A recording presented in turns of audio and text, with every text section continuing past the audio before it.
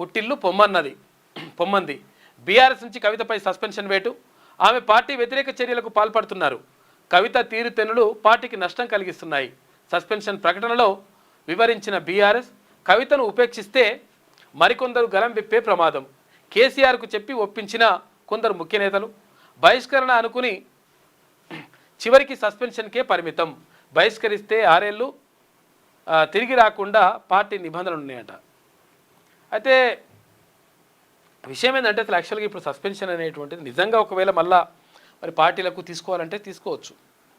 ఏది ఇప్పుడు కల్వకుంట్ల కవితను సస్పెండ్ చేసినంత మాత్రాన అయిపోయిందా మరి అట్లా అనుకుంటే అట్లా కూడా ఏం లేదు, మళ్ళీ కూడా తీసుకునేటువంటి అవకాశం కూడా ఉంటుంది. ఏం నాయన నువ్వు ఎట్లా ఏమనుకోకే, నేను ఏదో పొరపాటు అయిపోయింది క్షమించు తప్పైంది అట్లా అని చెప్పేసి ఏమని అంటే, లేకపోతే క్షమించమని అడిగితే అటు ఆ పరిస్థితుల్లో మళ్ళీ సస్పెన్షన్ ఎత్తేసేటువంటి అవకాశం కూడా ఉంటుంది. గతంలో భారతీయ జనతా పార్టీ అంటే అనుచిత వ్యాఖ్యలు చేసిండు అనేటువంటి ఉద్దేశంతో రాజా సింగ్ పైన వేటేసింది, అంటే సస్పెన్షన్ వేటేసింది. గతంలో వేసినప్పుడు ఆయన తర్వాత మళ్ళీ లేదు నేను నా తప్పును తెలుసుకున్నా అని చెప్పేసి ఆయన కొంచెం రిక్వెస్ట్ చేయడంతో మళ్ళీ ఆ సస్పెన్షన్ ఎత్తేసిండ్రు. తర్వాత మళ్ళీ ఒకసారి సస్పెన్షన్ వేసిండ్రు, అది వేరే విషయం. కానీ అట్లా సస్పెన్షన్ ఎత్తేసేటువంటి అవకాశం మాత్రం ఉంటుంది. సరే మరి ఆమె ఏం చేస్తుంది ఏం కథ అనేది చూడాలి, కానీ పెద్ద విషయం కాదు. ఇక కవిత కొత్త పార్టీ బీఆర్ఎస్ లేదా తెలంగాణ రాజ్య సమితి పేరుతో ఏర్పాటుకు అవకాశం. పార్టీ సభ్యత్వానికి ఎమ్మెల్సీ పదవికి రాజీనామా చేయాలని నిర్ణయం అంట.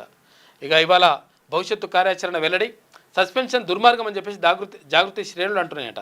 కవిత ఉంటే ఎంత పోతే ఎంత, ఎవరో కవిత భుజం మీద తుపాకీ పెట్టి కాలుస్తున్నారని చెప్పేసి బీఆర్ఎస్ మహిళా నేతలు అంటున్నారు.